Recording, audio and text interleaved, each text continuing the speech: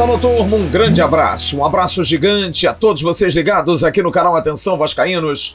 É o nosso Boletim AV entrando no ar nessa quarta-feira, um dia tão especial, dia 8 de março de 2023, Dia Internacional da Mulher. A mulher, a razão de todos nós estarmos aqui.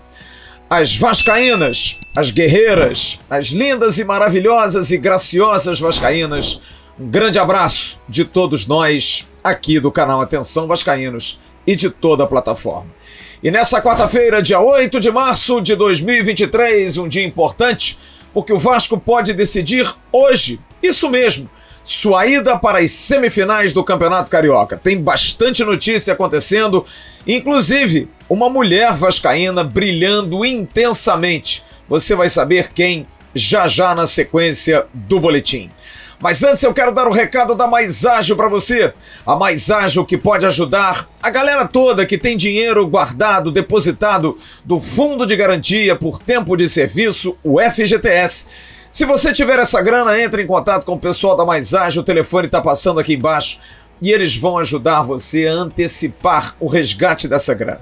Em menos de 24 horas, tudo resolvido, dinheiro na conta e aí você faz o que você quiser.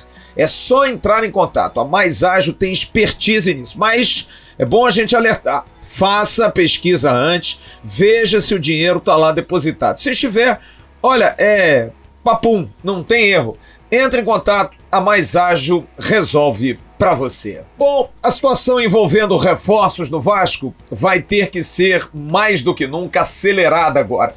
A janela fechando no dia 4 de abril, o Vasco precisa reforçar até o dia 3 para dar tempo, senão depois somente no mês de julho. E por que agora mais do que nunca tem que se acelerar? Porque além da iminente saída de Andrei em julho, o Vasco da Gama, precisando de um primeiro volante, acaba de perder outro jogador para a posição.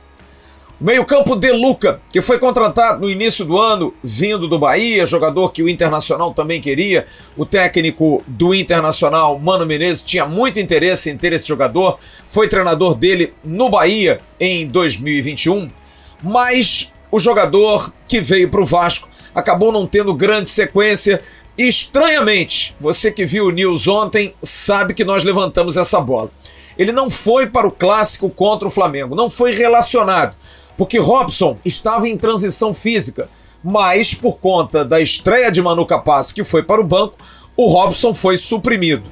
No caso do De Luca, não teria outra explicação, a não ser ou baixa médica ou então escolha da comissão técnica. Bom, é a primeira opção. Você está vendo aí no site oficial do Vasco, o jogador teve uma entorse no joelho esquerdo durante um treinamento no CT Moacir Barbosa e foi diagnosticada uma ruptura de ligamento cruzado anterior. O jogador já vai ser submetido a uma intervenção cirúrgica nos próximos dias e vai ficar, infelizmente, por um período muito longo inativo. É sempre uma lesão que dá problema sério. Vide Riquelme, vide Sarrafiori. Infelizmente, para o jovem De Luca, que via tantos sonhos no Vasco, ficou mais complicado e ele está de fora. Bom, sem o De Luca, o Vasco vai ter que correr atrás de alguém para essa posição, para a reposição. Quem pode ser essa reposição é o jovem Barros, que você também vai ver aí. O Vasco acaba de anunciar a renovação de contrato do jogador, de Cauã Barros, o indígena que representa o Vasco da Gama com tanta dignidade, com tanta força e com um ótimo futebol. Barros renovou seu contrato até 31 de dezembro de 2026 e é o volante que o Vasco tem apostado junto também com o jovem Rodrigo. Barros dentro, De Luca fora. Quem está fora também é Miranda. Você está vendo aí uma foto que foi tirada logo após o jogo de domingo contra o Flamengo, quando ele foi substituído praticamente no final do primeiro tempo, num lance em que Andrei Santos pula junto com ele e quando os dois caem, o Andrei pisa no Miranda e o Miranda ainda torce o tornozelo.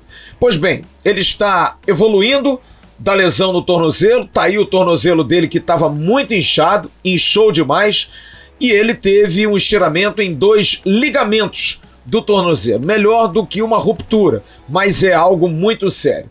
E ele não vai jogar amanhã e tampouco se o Vasco for à semifinal no final de semana. Aliás, não há previsão para a volta de Miranda, o que abre brecha completa para que Manu Capasso, que veio para ser titular, agarre a posição. E nesse caso, Robson Bambu, que está ali na briga por posição com Miranda como um dos 3 zagueiros destros no time do Vasco da Gama, provavelmente vai estar também relacionado para o banco para a partida contra o Bangu. Portanto, Capasso será o titular com Miranda de fora. Quem tem a oportunidade de voltar a jogar em breve, nós falamos ontem no News e ratificamos aqui. Se o Vasco passar a semifinal no final de semana, é Orejano, atacante argentino que já está liberado da parte clínica, nenhum problema, está na transição, apenas na questão física, de melhorar o gás. Mas a princípio o técnico Maurício Barbieri deve contar com o Luca Orejano já para o jogo do final de semana, claro, se o Vasco da Gama conseguir a classificação. Se o Vasco chegar lá, aí sim, Luca Orejano estará apto a ajudar o técnico Cruz Maltino, que aliás tem hoje o último treinamento antes do jogo de amanhã. A situação da defesa me parece resolvida com Léo Jardim, Puma, Manu Capasso, Léo e Piton, a defesa titular, uma defesa nova, e no meio aquela dúvida, colocar o Andrei Santos como primeiro volante para tornar o meio campo mais leve, mais rápido com o Jair e Marlon Gomes, ou manter o Rodrigo, que vem tendo grandes atuações, mas é um volante mais posicional, porque o Vasco vai enfrentar um Bangu que vem de 2 jogos tomando 9 gols, 4 do Volta Redonda e 5 do Fluminense. Portanto, uma equipe que tem fragilidades defensivas e o Vasco precisa vencer. Ou não, porque dependendo dos jogos de hoje, a rodada última começa hoje, o Vasco pode até entrar em campo amanhã contra o Bangu já classificado. É bom a gente lembrar, tá aí a classificação. O Flamengo é o líder com 23 pontos, o Fluminense o vice-líder com 22 da Taça Guanabara, o Vasco o terceiro com 20. Flamengo e Fluminense são os únicos que brigam por título da Taça Guanabara. O Vasco é o terceiro, como eu disse, com 20. O Volta Redonda, pelo saldo de gols, é o quarto com 19 e o Botafogo tem 19. Hoje estarão jogando todos os adversários do Vasco diretamente. O Fla-Flu às 21h10. O Botafogo pega a Portuguesa da Ilha também às 9h10.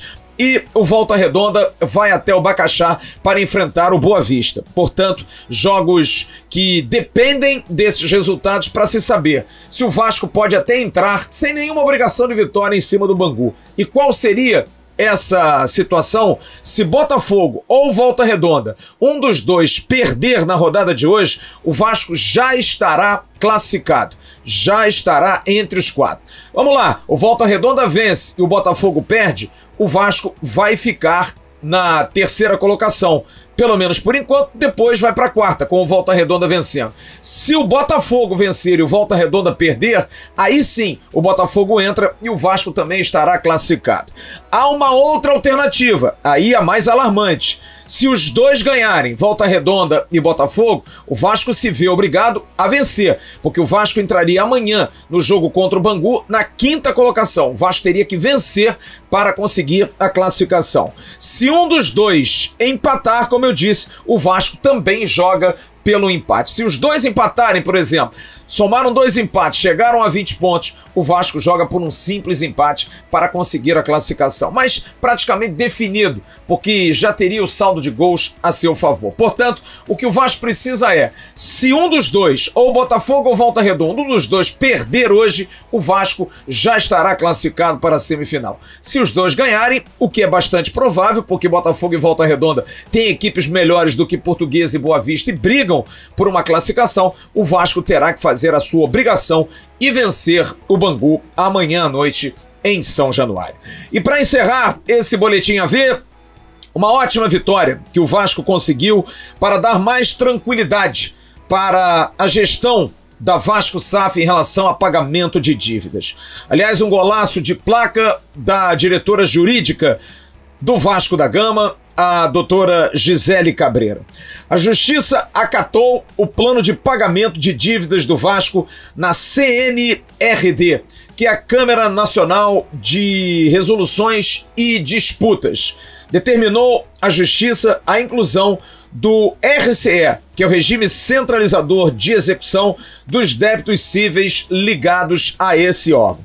A decisão foi do juiz Rubens Soares Saviana Júnior, da Vara do Núcleo do Futebol, que impõe ao Vasco a necessidade de seguir a lista de preferência prevista na lei da SAF, não comprometendo o repasse dos 20% do RCE e não deixando de cumprir os 6 anos máximos para pagamento. O Vasco tem 36 ações correndo no órgão, no CNRD, que intermedia conflito de jogadores, de empresários e de clubes e que trazem um grave risco para a Transferban. Agora não vai ter surpresa, porque o que vinha acontecendo, como foi, por exemplo, no caso do argentino Maxi Lopes, o Vasco tem o RCE, que faculta a lei da SAF o depósito mensal de 20% das suas receitas para pagamento de todas as dívidas.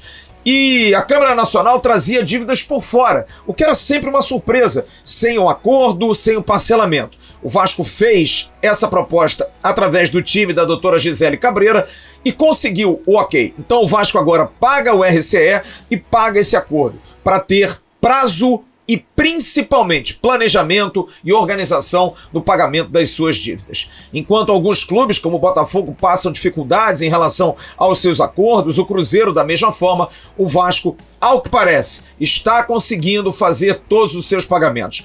Já disse aqui na semana passada, informação passada pelo CEO da SAF, Luiz Melo, em reunião com jornalistas, de que o Vasco já pagou cerca de 30 milhões das suas dívidas e provavelmente vai pagar ainda mais. A prazo, há condição de se pagar e agora organizado, a coisa fica muito mais tranquila, sem que de repente os fantasmas apareçam dos armários, né? Aqueles esqueletos que saem dos armários de repente, que não causem nenhum tipo de transtorno. Mas uma grande vitória, uma ótima vitória do Vasco da Gama.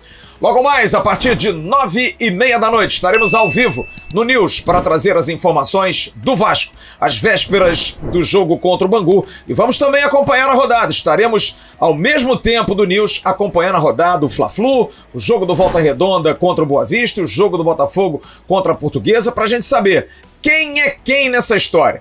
Quem vai se classificar, quem vai fazer o Vasco de adversário a partir do final de semana.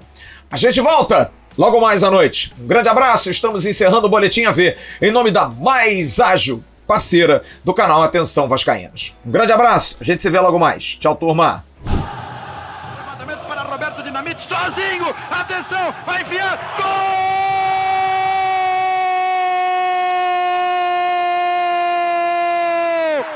Que golaço maravilhoso do moço que mora em Caxias!